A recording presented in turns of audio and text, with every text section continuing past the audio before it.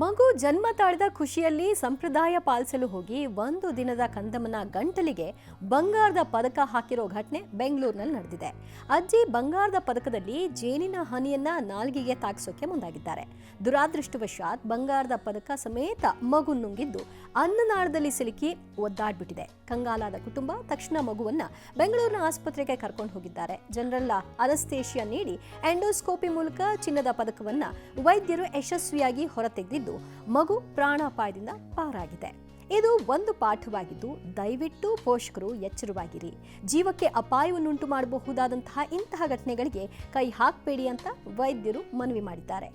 ಒಂದು ಕ್ಷಣ ಮೈಮರೆತರೆ ಏನ್ ಬೇಕಾದರೂ ಆಗಬಹುದು ಅನ್ನೋದಕ್ಕೆ ಇದು ಉದಾಹರಣೆ. ಮಕ್ಕಳಿದ್ದ ಮನೆಯಲ್ಲಿ ಎಷ್ಟು ಎಚ್ಚರಿಕೆಯಿಂದ ಇದ್ರೂ ಸಾಲಲ್ಲ ಅನ್ನೋದು ಇದಕ್ಕೆ ಅಲ್ವಾ? ಅಂದ ಹಾಗೆ ಜೇನುತುಪ್ಪವನ್ನ ಯಾಕೆ ನೆಕ್ಕಿಸ್ತಾರೆ ಮತ್ತು ಅದರಿಂದ ಆಗೋ ಪ್ರಯೋಜನ ಏನು ಅನ್ನೋ ಪ್ರಶ್ನೆ ಸಹಜ.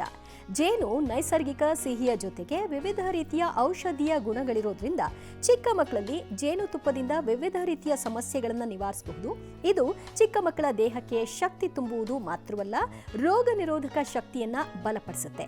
ಜೇನುತುಪ್ಪದಲ್ಲಿ ಕಂಡುಬರುವ ಪ್ರಬಲ ಆಂಟಿ ಆಕ್ಸಿಡೆಂಟ್ಗಳು ಮಕ್ಕಳ ದೇಹದಲ್ಲಿ ಉರಿಯೂತದ ಸಮಸ್ಯೆಯನ್ನ ಕಡಿಮೆ ಮಾಡುತ್ತೆ, ಜೊತೆಗೆ ಮಗುವಿನ ಬಾಯಿಯ ವಾಸನೆಯನ್ನ ತೆಗೆದುಹಾಕುತ್ತೆ. ಆದ್ರಿಂದಲೇ ಹೆಚ್ಚಿನ ಮನೆಯವರು ಮೊದಲು ಮಗುವಿಗೆ ಜೇನುತುಪ್ಪವನ್ನ ನೆಕ್ಸ್ತಾರೆ.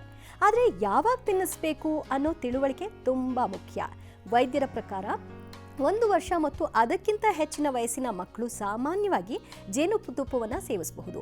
ಯಾಕಂದ್ರೆ 1 ವರ್ಷದ ನಂತರ ಮಕ್ಕಳಿಗೆ ಜೇನುತುಪ್ಪವನ್ನು ನೀಡುವುದರಿಂದ ಯಾವುದೇ ಆರೋಗ್ಯ ಸಮಸ್ಯೆ ಬರೋಲ್ಲ ಮತ್ತು ಮಕ್ಕಳು ಸಹ ಆರೋಗ್ಯದ ರುಚಿಯನ್ನ ಅರ್ಥ ಮಾಡ್ಕೊಳ್ಳೋಕೆ ಪ್ರಾರಂಭ ಮಾಡ್ತಾರೆ.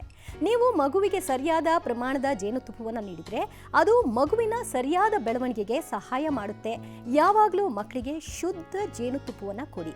ಅಲರ್ಜಿ ಆದ್ರೆ ಮಗುವಿಗೆ ಜೇನುತುಪ್ಪವನ್ನು ಕೊಡಬೇಡಿ.